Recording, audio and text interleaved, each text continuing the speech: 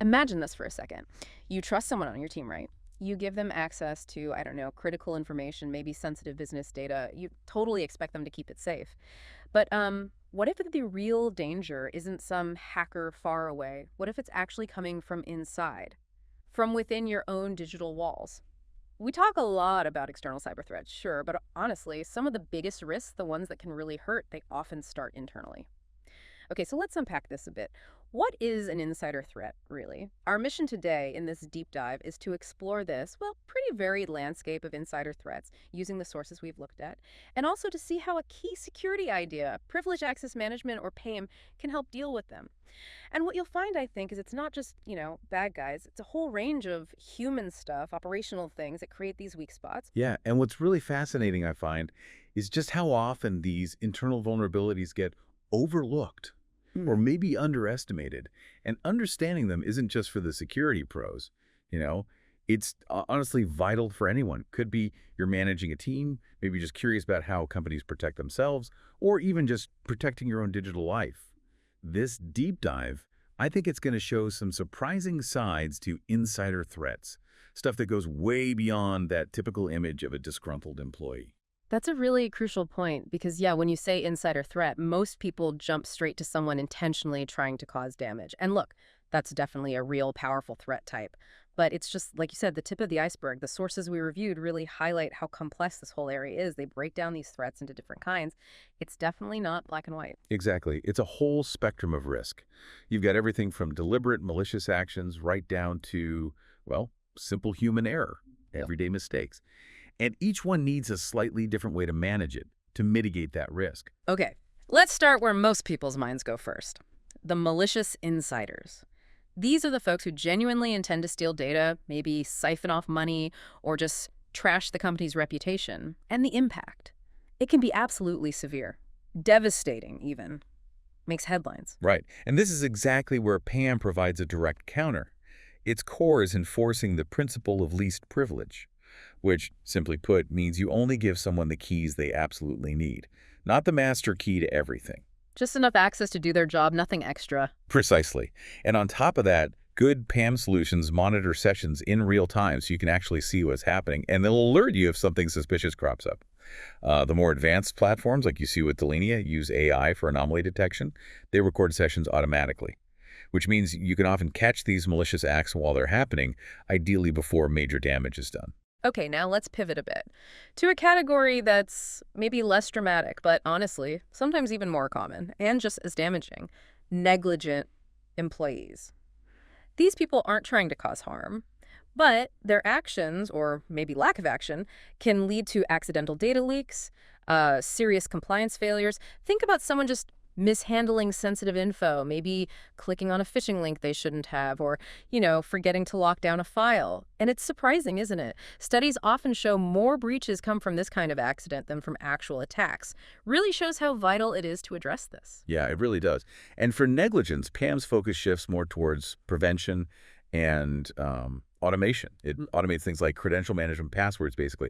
That cuts down the chance of human error significantly. And it enforces multi-factor authentication, MFA, which makes it much harder for someone to get in, even if they do manage to get hold of some credentials.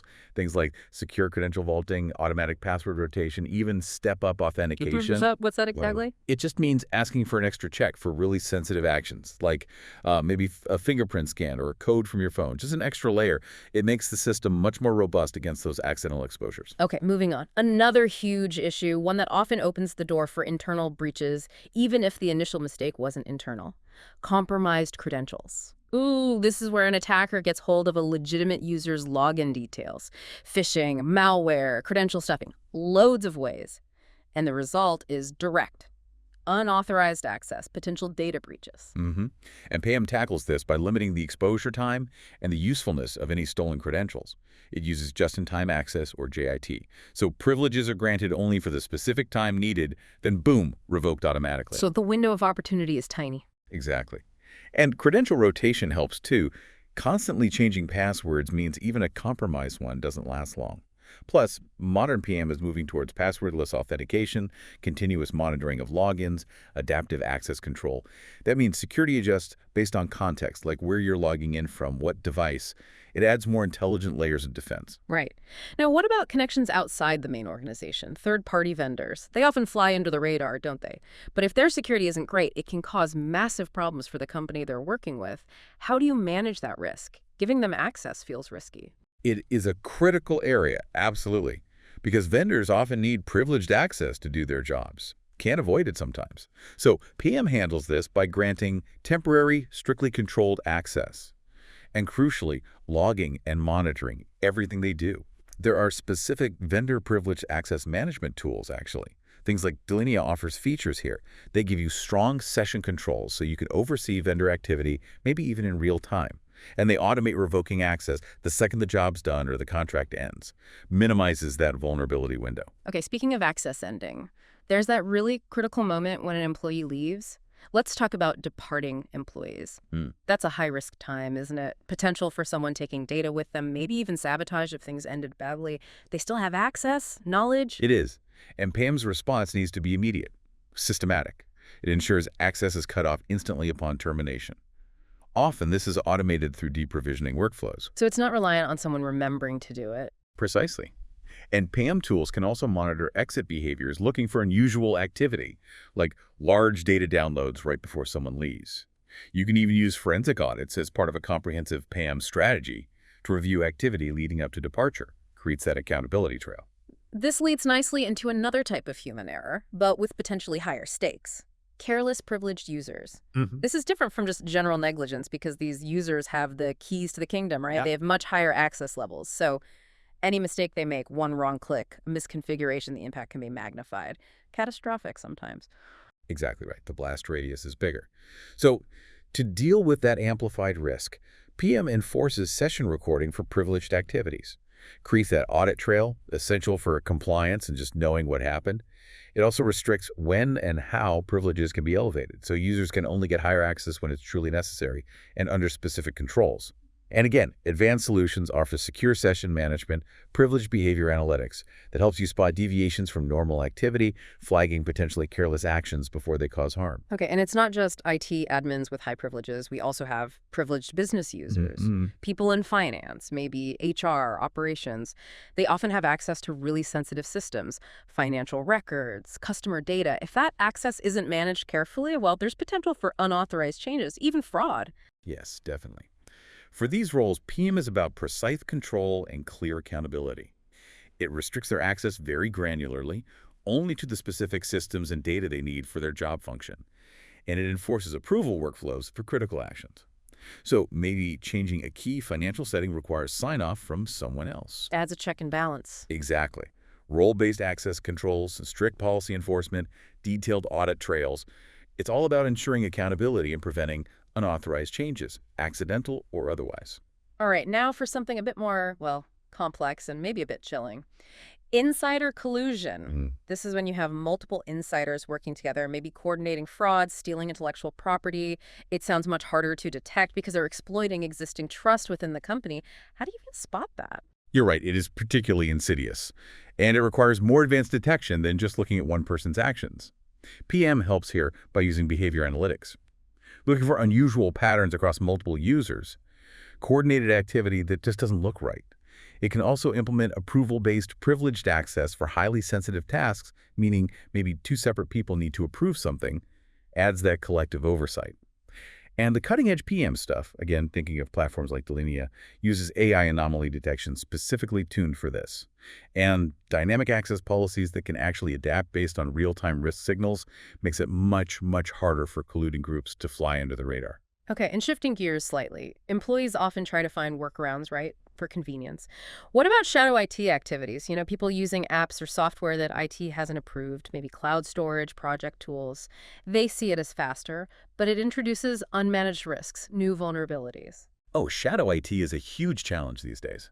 PAM combats this pretty directly by restricting the ability to install or run unapproved applications on company devices. It limits that vector for introducing hidden risks. Advanced PAM can offer specific application control like an approved software list. And it can manage just-in-time elevation for legitimate software installs or updates. It often works hand in hand with endpoint security tools, too, to ensure those unmanaged tools don't create backdoors. Right. Okay, and let's cover one final type, another common but sometimes devastating form of accidental exposure, the unintentional data handler. These are employees who completely unintentionally just misplace sensitive data or maybe accidentally share it with the wrong person, emailing the wrong list, leaving a laptop somewhere. Simple mistakes, but the fallout can be massive. Absolutely. Yeah. And for this, PM focuses on securing the data itself and controlling how it moves. It restricts privileged file access, so only the right people can even touch sensitive files. And it enforces logging on data transfers, creating that audit trail of who accessed what, when, where it went. And again, leading solutions enhance this, encrypting sensitive data both when it's stored and when it's being moved, enforcing secure file sharing policies, Yeah. all designed to minimize the chance of that accidental data spill. Wow. Okay. So that's quite a list. We've covered malicious insiders, negligence, compromised credentials, vendors, leavers, careless privileged users, business users, collusion, shadow IT, unintentional handlers. What does this all actually mean for you listening? Whether you're, just trying to keep your own stuff safe online or securing a whole company, connecting all these different threat types back, from the deliberate plotter to the person who just made an honest mistake, it really drives home how crucial it is to understand this whole spectrum of internal risk. It's vital for anyone dealing with sensitive information. It's a constant balancing act, isn't it? It really is. Yeah. And it raises that important question, doesn't it? In this world where we're overloaded with information, constantly needing to share and access data just to get our jobs done, how do you strike that balance? Giving people the access they need to be effective while managing these inherent, often complex, human risks in cybersecurity. Well, I think what we've really seen throughout this deep dive is that putting a robust privileged access management, a PAM solution, in place is key. It lets organizations tackle these insider threats much more comprehensively. It's not just one single thing, is it? It's that integrated approach. Fine-grained access control, always-on monitoring, proactive security measures working together. And those advanced capabilities we mentioned, like you find in platforms such as Delinea, they really boost these efforts. The AI insights, the secure vaulting for credentials, adaptive controls, automated workflows, all these tools work together to cut down risks, make sure you're compliant, and ultimately protect those really sensitive assets. Absolutely. And thinking about that human element again, it becomes so clear that understanding why people make mistakes or why sometimes they choose to act maliciously, that understanding is just as critical as the technology itself. In this whole landscape, these threats, they're not static. They're constantly evolving, adapting to new tech, new ways we work. So maybe the final thought for you listening is, what really stands out to you? How do these principles, these risks and controls maybe apply to your own experiences? Or perhaps to the organizations you interact with every day, something to mull over?